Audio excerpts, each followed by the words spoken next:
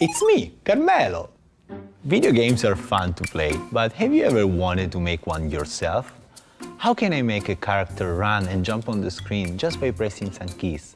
Just like websites or the apps on your phone, video games are just computer programs. We make them by giving instructions to a computer or to a video game console. And these instructions can be stored in your laptop hard drive or even in a CD-ROM. And are things like make a character appear in the middle of a screen, or when the player hits the up arrow key, make the character jump. When we want to give instructions to another person, we use a human language, like English or Italian. But unfortunately, we cannot speak to a computer the same way, because for now, computers can only understand simple instructions and they're very picky about the way we word things. In order to give instructions to a computer, we need a programming language. Just like human languages, programming languages can be very different from each other. Many rely on text, so programmers can write words that give instructions to a computer. Let's say I wanted to create a very simple video game where a character moves around the screen. One of the first things I need to tell the computer is that when I hit a certain key, the cat goes up. If I want to use the Python programming language, I could write instructions like this. This language looks foreign, but actually it's not that complicated.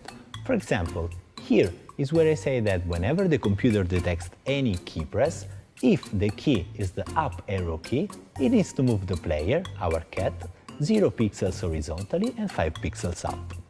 To understand the directions I just gave it in Python, the computer translates them into many more simpler instructions.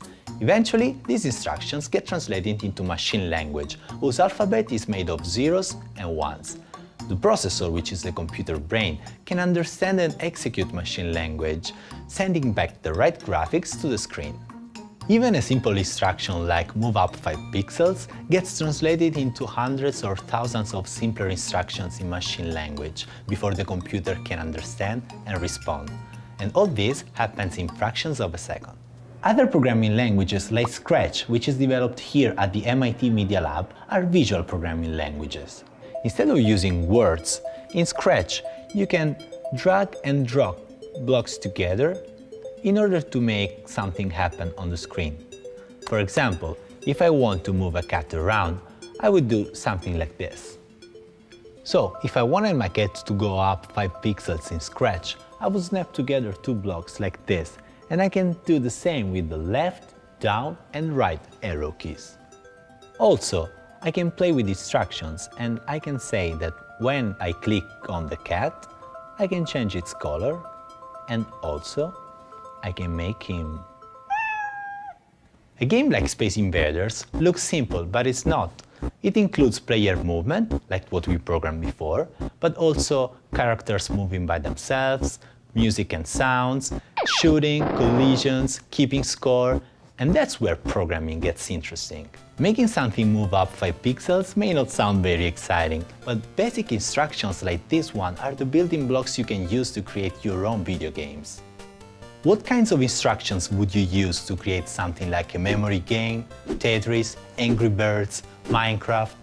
A professional video game might have millions of instructions written by lots of people all working together to bring the game to life. Human languages have grammar and basic words you can combine together to create things like stories, novels, poems.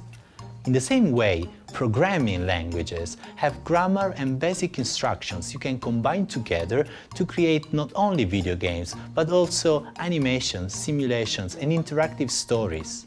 And visual programming languages like Scratch make it easier for anyone to learn how to program. So, instead of just playing video games, now you can make them. So, go make one.